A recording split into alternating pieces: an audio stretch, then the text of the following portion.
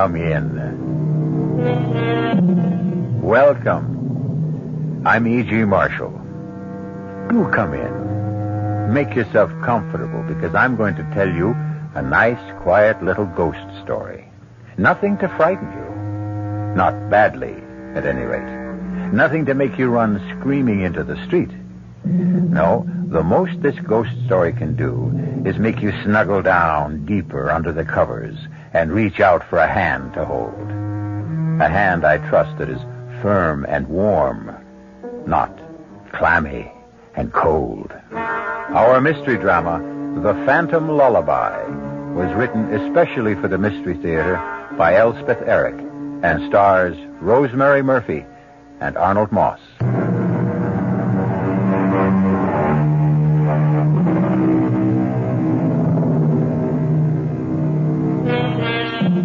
I myself have never met a ghost. I don't know why. Perhaps something in my personality puts them off. But if ever I should, I hope he'll do something more than moan and sigh and clank chains. What I should really enjoy would be a nice, chatty ghost who'd sit down and talk things over. Things like whether the life after death is really pleasanter than the one before. And if it is, why is it? Things like that. Things that only a ghost would know. Ah, well, perhaps one fine day or some dark night, if I hold myself in readiness, my ghost will visit me. Meantime, relax, won't you? And listen.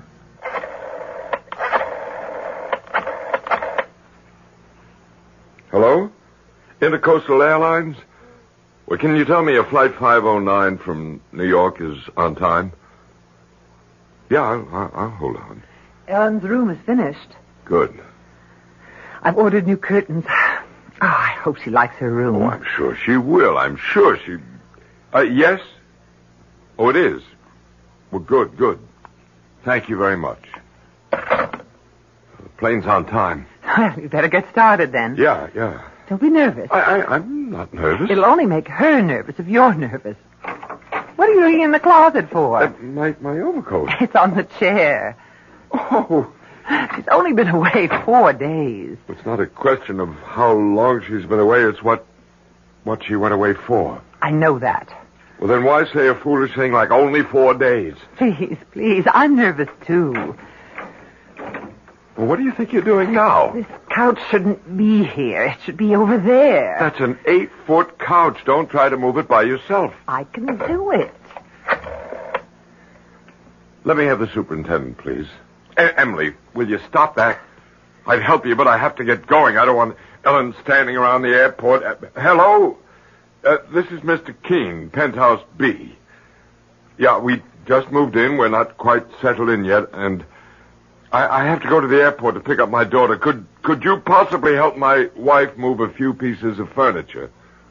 No, we want the place to look extra nice. Our daughter's never seen it, and... Oh, that's great. That's just great. Thank you very much. He'll be up in a couple of minutes. Howard, do you think Ellen will like this apartment? Well, I certainly hope so. It's costing an arm and a leg. What with the terrace and everything? Her own bathroom, a real dining room? Well, the idea is to give her a change. New surroundings, blot out everything that happened.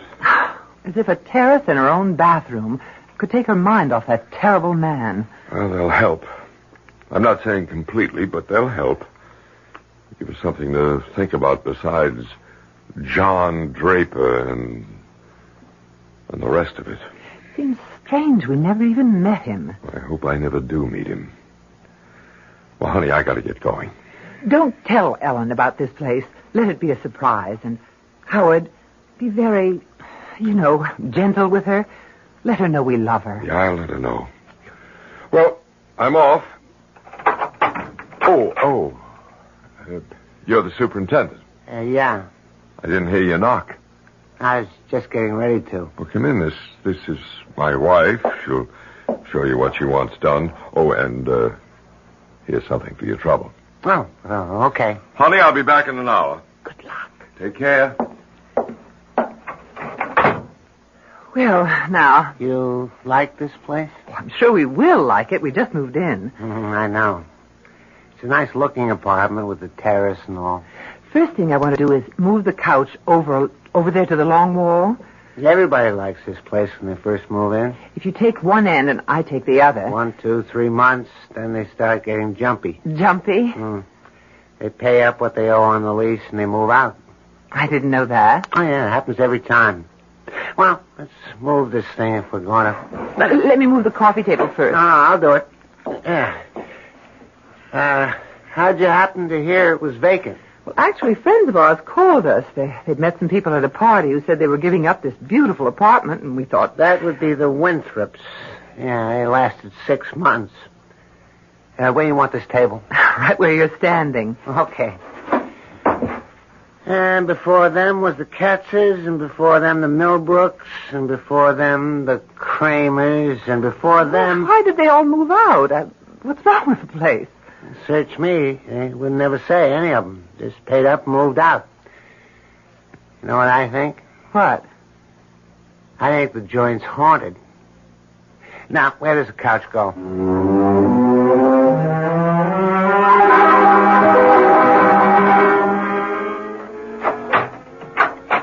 Enter, young lady. Ellen.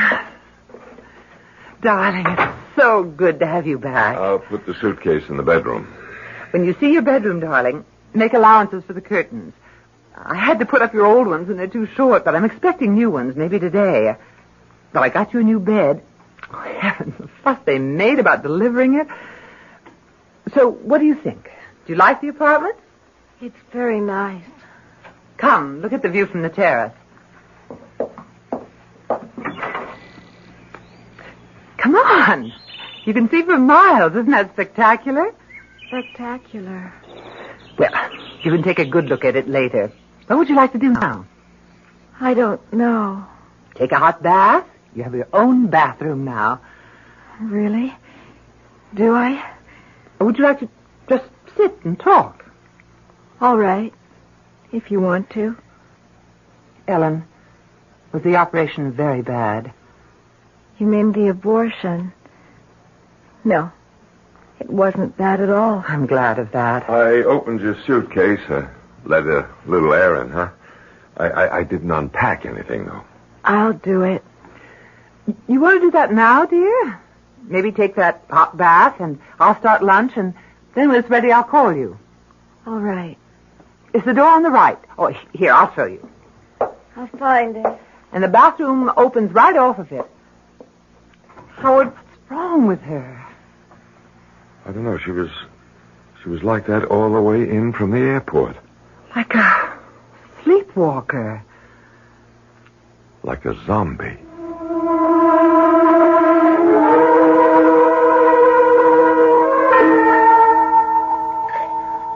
Howard? I'm making us a drink. We need it. How is she? I guess she's all right. Here's your drink. She's lying on the bed just staring at the ceiling.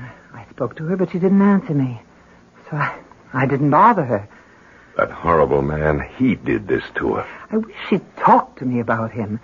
But she never did say much, except that she was seeing him a lot. And then when she told me she was pregnant, she said he didn't want to marry her, so she guessed she'd have an abortion. Just like that. Things have changed so. The young people nowadays. And the parents nowadays. I guess so. I should have insisted. I should have put my foot down, absolutely insisted. Insisted on what?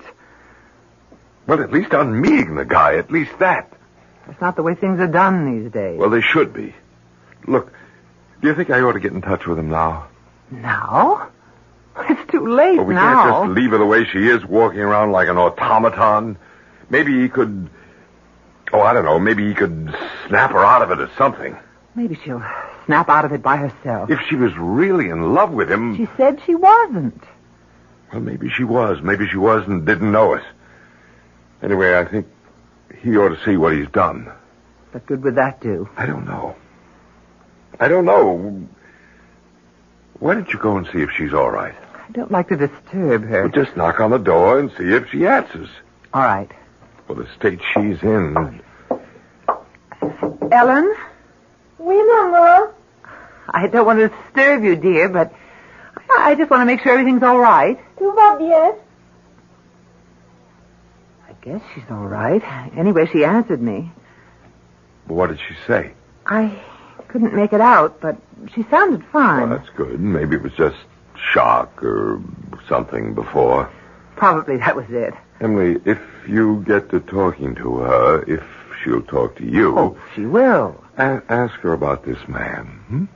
What's his name again? John Draper? Yeah, ask her how she feels about him. You know, if she thinks about him, wants to call him up or anything, you tell her that it's all right with us. Howard, she doesn't care if it's all right with us. Young people don't these days. They just go ahead and do what they want to do. Well, do you realize we don't know anything about this man? What does he do for a living, if anything? He plays the piano. I think he gives lessons. Where does he live? Over on Market Street, I think. Yeah, that figures. Has he got a phone? I imagine so. I don't know. Well, if he gives lessons, he's got to have a phone. He's got to be in the book. I think so. Anyway, here he is. Look. John Draper, 121 Market. You're not going to call him. No, I'm not going to call him. I just want to know that he's alive and breathing somewhere in this town. If Ellen isn't better by tomorrow or the next day... Howard, she will be. Go knock on the door again, will you? What'll I say? Say anything. Say we're having a drink out here. Why doesn't she join us? All right, if you say so. But keep it light and, you know, cheerful. Ellen, dear, your father and I are having a drink. Don't you want to join us? Oh, maintenant. How's that, dear? Je suis occupée. Well, whenever you're ready, we'd love to have you. I think a drink would do you good. Whenever you're ready. I guess she's all right. But did she say she was all right? I don't know what she said. What do you mean you don't know what she said? Ellen! Are you all right, baby? Je regrette, mais je ne peux pas vous joindre pour le moment. Je dois m'occuper du petit garçon. Excusez-moi, s'il vous plaît. Howard. Why, I didn't know she could speak French. She can't. Well, she just did. I understand enough French to know that. What did she say? Could you tell? Well, she said she couldn't join us just now because she had to take care of the little boy. Do you agree with Anthony Trollope that the chief duty a parent owes a child is to make the child happy? I think I do. And I think in their more beneficent moods, most people do. Why, then, are there so many bitterly unhappy children?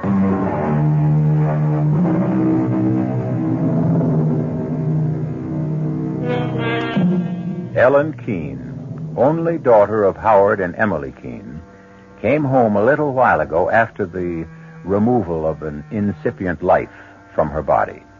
In the new penthouse apartment her parents have rented in an anxious effort to lift her spirits, she has just now delivered her longest utterance since she arrived. Je regrette, mais je ne peux pas vous joindre pour le moment. Je dois m'occuper du petit garçon. Excusez-moi, s'il vous plaît. Howard? Why, I didn't know she could speak French. She can't. Well, she just did. I understand enough French to know that. What did she say? Could you tell? Well, she said she couldn't join us just now because she had to take care of the little boy. What little boy? Well, how should I know what little boy? Howard, the operations affected her mind. No, don't say that. That's not true. Must have meant more to her than we knew. How could we know she acted as though it was nothing? That's how young people are these days. I'm going to call that man. John Draper? What good would that do? He ought to know what he's done. Howard, it isn't right to blame it all on him. I don't care. There, here. Here's his number. I don't see why you think he can help. Well, maybe she still loves him. Maybe he can get through to her. Maybe. Hello? Mr. Draper? John Draper? Yes? I'm Howard Keene, Ellen Keene's father. Yes? Ellen came home a little while ago. I thought you might like to know. How is she? Is she all right? No, she's not all right. What's the trouble? They didn't hurt her, did they? Physically, she seems to be all right, but other ways, she's not. I'm glad you called me. What can I do? My wife and I thought it might help if you came to see her, Why, of course, right now. if you can. I'll have to cancel some lessons, but I'll be there as soon as I can. Oh, hold on just a minute. We've moved to a new place. Oh? You've moved? Yes, we took a penthouse on the spur of the moment, just moved in this morning. It's at 42 Cedar Terrace. Do you know where that is? 42 Cedar Terrace? Yes, penthouse B. Have you got that? Hello? Mr. Draper, are you there? Hello? I'm sorry, Mr. Keene, but I'm afraid I won't be able to get there after all. Give Ellen my love. Hello? Mr. Draper? Hello? Howard? I don't get it. He was very nice, very concerned about Ellen. He wanted to help. He wanted to come to see her right away, and then all of a sudden, when I gave him the address, he made a sudden switch, and he said he was sorry. He couldn't. Why would he do that? Thought it over, I guess, decided he wanted no part of it. But you said he sounded nice at first. He's not going to get away with it. Howard, what are you going to do? What was his address again? It's right there in the phone book. I'm going to get him to see Ellen if I have to drag him here. What's the address? 121 Market Street. Howard, I wish you wouldn't go. I'll be back in half an hour. You stay right here. You think I should call Dr. Stone? No, not yet. Well, what could we say to him? That our daughter talks to us in French when she doesn't know any French? That she says she has to take care of a little boy when there isn't any little boy? No, you just stay here with her, and I don't think she'll get violent or anything like that, and I'll be back in half an hour with Mr. John Draper. Oh, dear. Ellen? Ellen, honey? Ellen, don't you want to come out now and have some lunch? I could fix us both a sandwich and some soup. Je suis occupée. We haven't had a chance to talk. Va-t'en, maman. You're sure you're all right? Tout va bien, maman. That's the phone buzzer from downstairs, dear. I have to answer it. Yes? This is Super, Mrs. Keene. I got a big package down here for you. Package? What kind of package? It's big. It's from, Standish Decorators. Oh, it must be the curtains for my daughter's room. You want me to bring it up? Yes. Would you please? Yeah, I'll be right up.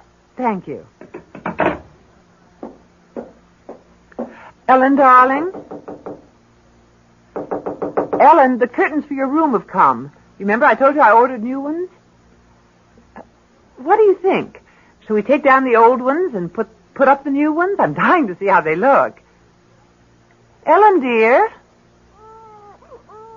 Ellen? Voilà, mon petit.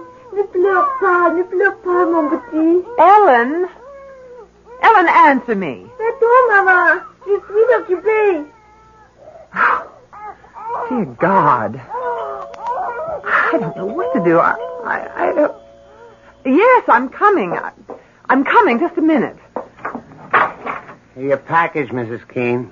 Thank you. Thank you. You, okay, Mrs. Keene? What? Well, you look kind of peculiar.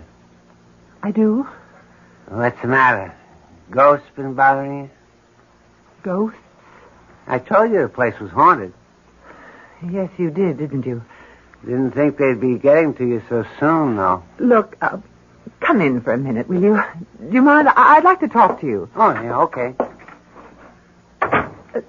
Tell me, why you say this apartment is haunted. It's just a guess. You don't really know, do you? No, I don't really know about this apartment, no, but I know quite a lot about ghosts from personal experience. Tell me what you know. Well, I guess everybody knows that ghosts are no more and no less than the spirits of the dead who won't leave the earth, right? I mean, that's pretty obvious, wouldn't you say? I wouldn't know anything about it. Oh, well, I thought everybody knew that. Well, that's what they are. The only difference between one ghost and another being why they won't leave the earth. Why they keep coming back to haunt. And there's various reasons why. Like what? Well, they could be they're in love with some live person who returns that love even after death. That's one reason. What other reasons are there?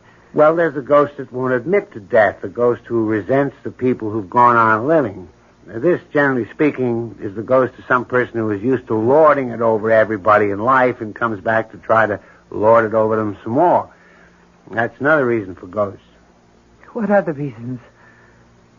Then there's the kind that just can't understand how it happened. How what happened? Death. Their own death.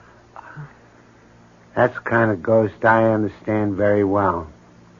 My sister's one of those. You mean your sister doesn't understand how she happened to die? Is that what you mean? She was 12 years old. She was on her way to school.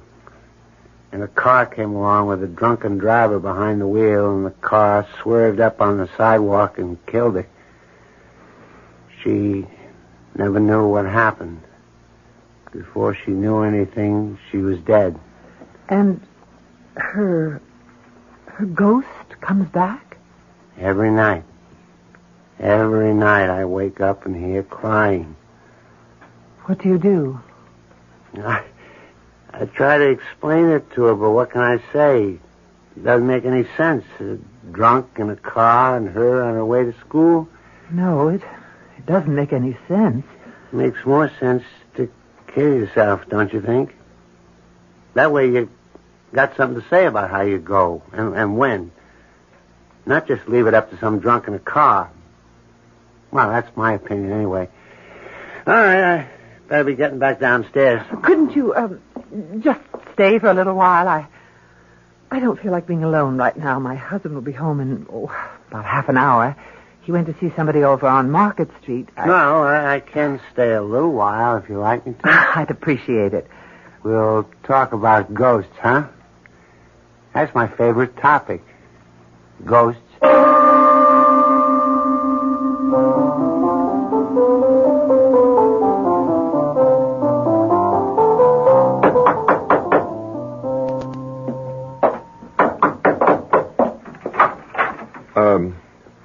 I'm looking for Mr. Draper.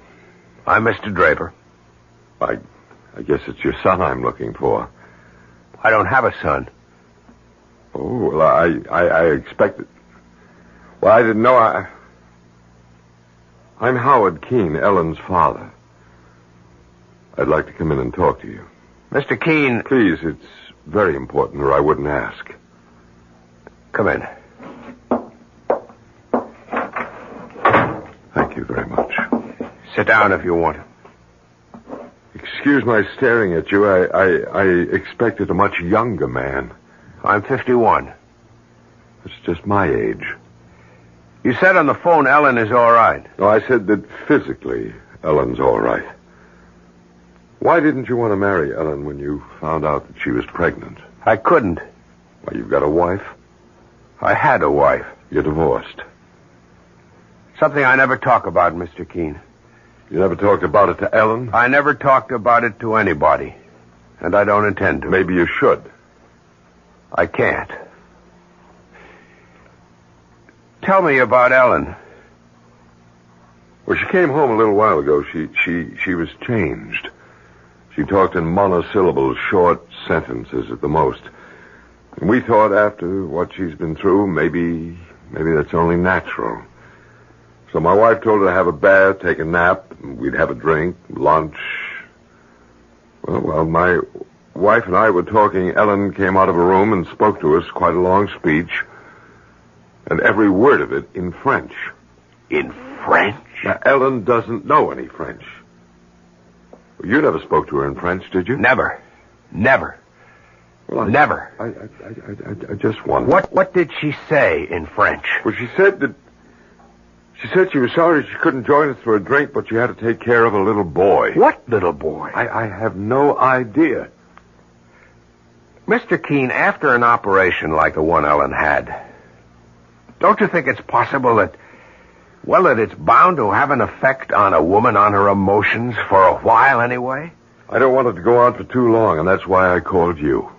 You thought I could help? I hoped you could. Get your coat. I've got a cab waiting outside.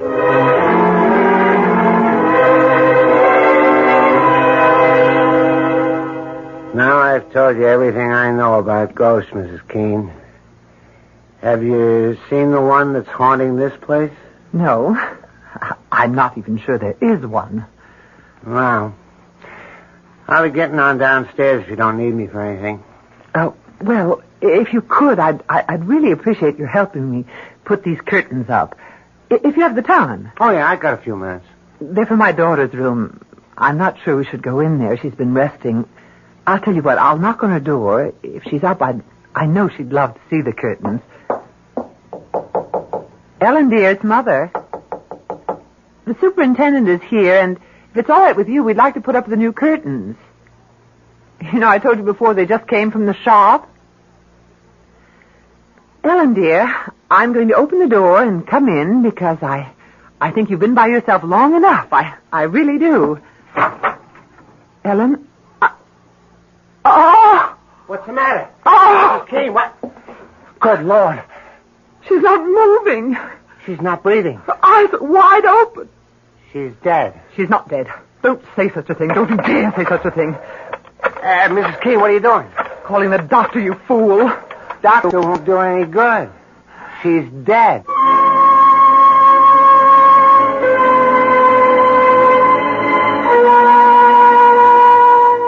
Man is the only animal who knows that he will die. So said the great Voltaire. The knowledge that he will one day cease to live permeates man's days and poisons them a little. I think that if ever I am given another life, I should like to live it as a bird or a monkey or a chipmunk or a beetle. It doesn't add much to the enjoyment of life to know that it won't last long. You'll remember I promised you a quiet little ghost story? I think I've kept my promise so far. Though, of course, in any story, there must be an explosion or two. At this moment, Mr. Keene, Ellen's father, is preparing to enter a taxicab with Mr. Draper, Ellen's one-time lover. You say you're married? Yes. But you weren't divorced? No. Your wife died? Yes. I see. How long ago was that? What? How long ago did your wife die? 25 years ago. Did you and your wife have any children? Yes. One. Where is the child? Dead. At birth? No. I feel a little bit like a heel asking you all these questions, but I'm concerned about my daughter. I'm concerned, too, or I wouldn't have come with you. I understand. I think I understand. You've never wanted to get married again, is that it? Never. Even after all these years? I met my wife in Europe towards the end of the war. The big war. I'd been doing very well in business. I was on my way to making it big when I got drafted. I didn't like being drafted, but I went anyway, and she was the one bright spot in an otherwise drab and miserable Army career. I brought her back here. She had a child, and they both died.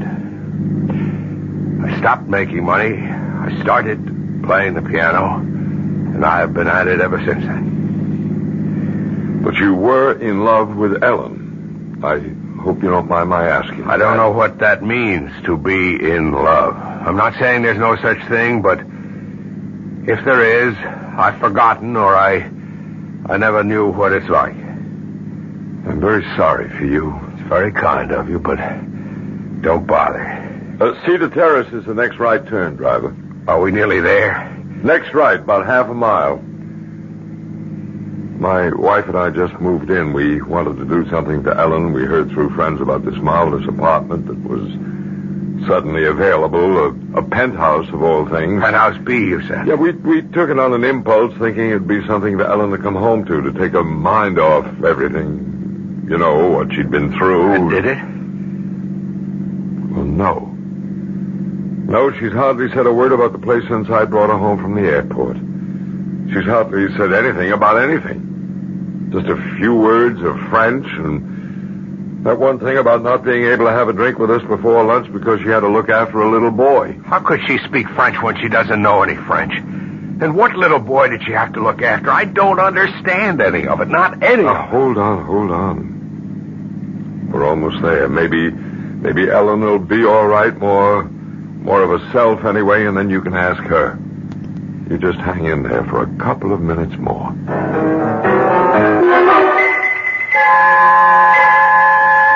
Dr. Stone, what's wrong with Ellen? Well, Mrs. Keene, I can't detect any vital signs at all. I hesitate to pronounce her dead, but what can I say? I can find no pulse, no heartbeat, no reflexes. I've done everything I can think of. Injection, massage. She's not dead. Tell me she's not dead. Like you, I refuse to conclude that at the moment. But if your daughter is alive, Mrs. Keene, she is in the deepest coma I've ever encountered. It's as though she were not in or out of this world at all.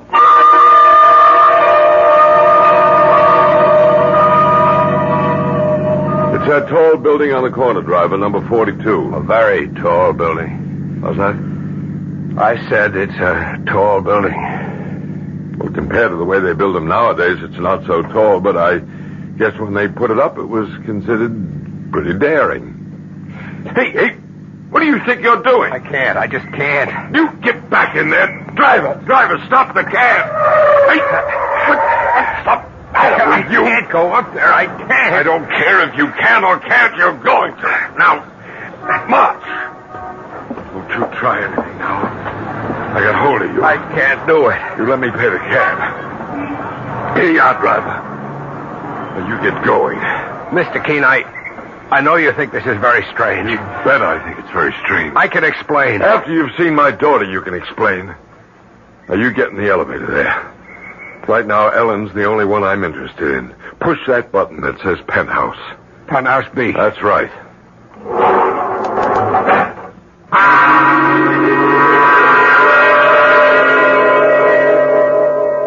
Mrs. Keene, if Ellen isn't dead, and I'm still not convinced, then she's either in a very, very deep coma or... Well, here I'm getting into territory that I don't understand at all. She's in a trance. A trance? We hear of these things, people who can control their body functions. I was told of a man who could make one half of his arm stone cold and the other half blood warm. He could do it at will, or so I was told. I can't believe it. Do you believe it? Mrs. Keene, there isn't a doctor alive today who would deny the power the human mind has over the human body. But... Oh, that must be my husband. Well, I want to talk to him. I'll only be a second. Yes, I'm coming. Howard. Mr. Draper? That's him. I'm Ellen's mother. Howard, I called Dr. Stone. He's with Ellen now. He wants to talk to you. I'm in here, Mrs. Keene. Dr. Stone, how is she? She shows no vital signs of life at all. You don't mean that she's dead? Oh, no, she can't be dead. Emily, what happened? Mr. Keene, we don't know precisely what happened, and I don't Well, for some reason I can't really explain, I don't think she's dead. Either she's in a deep coma or she's in a trance state. Well, what's that, a trance state? It's something medical men know very little about. So, I want your permission to take her to the hospital and have her examined by another doctor there. And if he gives us no convincing diagnosis, we'll call in a psychic healer. You have our permission to do anything you have to. Of course. All right, I'll call an ambulance. Mr. Draper, I've been very rude. We've paid no attention to you at all. Thank you so much for coming. It's quite all right. You can see we're beside ourselves with worry. Yes, I can see that. There's an ambulance service. There's Dr. Stone. Mrs. Keene, do you suppose that I could see Ellen? Oh, I don't think so. Not now. Why didn't somebody wake me up? Ellen. Thank you. Darling. Is it time for lunch? Ellen, how do you feel? Dr. Stone. What are you doing here? And John, you know, it's funny. I thought I heard your voice, but then I decided I must have imagined it. Yeah, but how do you feel, Ellen? Well, I feel perfectly fine. I had a wonderful sleep. You're sure you feel all right? Well, I just told you I feel fine.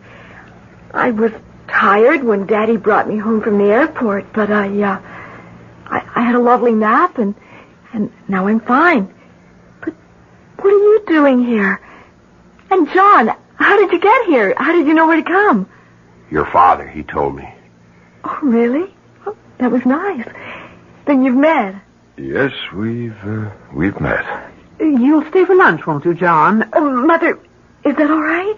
Is there enough for John, too? Yes, dear, there's enough. But first, don't you think you ought to bathe and change your clothes? I guess I should. I was going to do that before, wasn't I? When I first got here. But then I got busy with something or other, and I forgot all about it. Want me to come with you, dear? It would be nice. We haven't had a chance to talk, have we? No, but we will. See you all for lunch. Yes, Ellen. You'll stay, Mr. Draper? I'm not sure that I can. Please do. Ellen seems to want you to. Mr. Keene, I don't know any of the whys or wherefores, but your daughter seems to be all right. Yes, she seems to be. All right. I'm going back to my office. I'll be there all afternoon. If anything happens to alarm you, please call me. I can be here in 5 minutes. Thank you, Dr. Stone. No, don't bother to come to the door. I'll let myself out. I'm glad she's all right. I suppose you don't believe there was ever anything wrong. I don't know. After all, you didn't see her when she was, well, the way she was. I know your daughter very well, Mr. Keene. I know what a sensitive girl she is. I told you in the taxi that I didn't believe I knew the meaning of being in love. Now I'm not so sure. I think I was, in my own neurotic way, in love with Ellen. We were very close. Well, why did you make such a fuss about coming here? Why did you try to jump out of the cab? What was that all about? I had been here before. When? When were you ever here? I used to live here. In this apartment? Penthouse B, yes. But when was this? 25 years ago. You lived here with your wife? Huh? And your child? Yes. And your child was a little boy? Yes. How old was the child when he died? 2 years old. And your wife, how old was she? 21. They both died while you were living here. I can see why you wouldn't want to come with me. It's not just that they died. Well, what was it? It was the way they died. Tell me about it.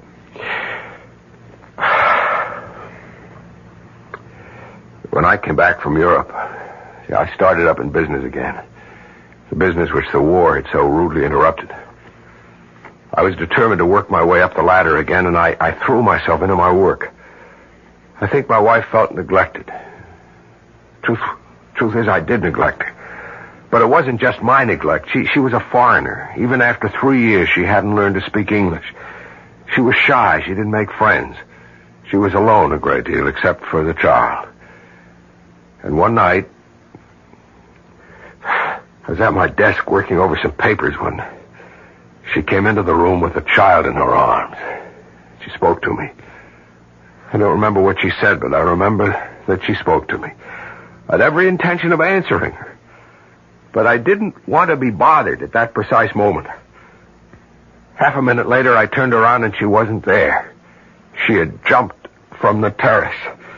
She had jumped from the terrace with the child in her arms. Good Lord. Do you think it's possible... I know how far-fetched it sounds, but is it possible that the little boy Ellen told us she had to look after was the ghost of your son? I don't know what else to think. Do you? Tell me something. What nationality was your wife? My wife is French. It all begins to fit together, doesn't it? When you stop and think about it.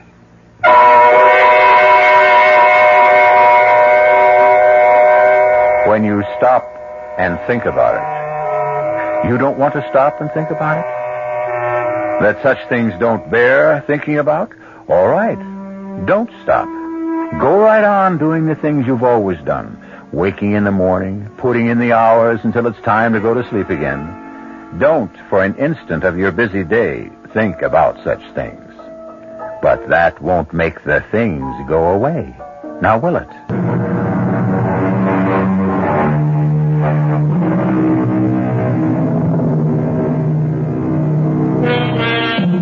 That was a quiet little ghost story, wasn't it? Just as I said it would be. Personally, I prefer ghost stories to be quiet. For ghosts, generally speaking, having no physical equipment, tend to be quiet. But like so many living people who are quiet, ghosts are also tenacious and persistent. And they are everywhere. Our cast included Rosemary Murphy, Arnold Moss, Mason Adams, Corinne Orr, and Robert Dryden. The entire production was under the direction of Hyman Brown. This is E.G. Marshall inviting you to return to our Mystery Theater for another adventure in the macabre. Until next time, pleasant dreams.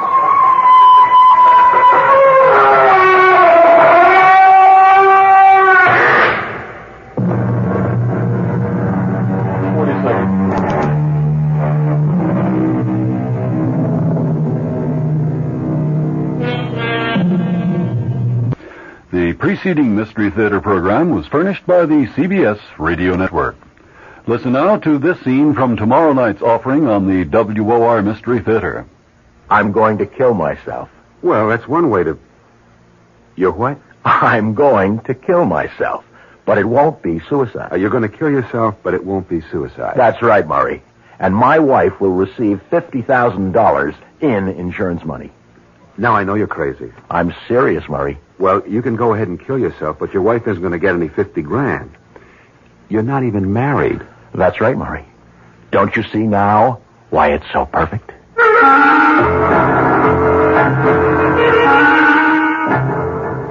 Dressed to Kill stars Robert Morse and will be heard tomorrow night on the WOR Mystery Theater, following Fulton Lewis at 7 o'clock. Your dial is set for 15 minutes of late news with John Scott reporting at 8 o'clock.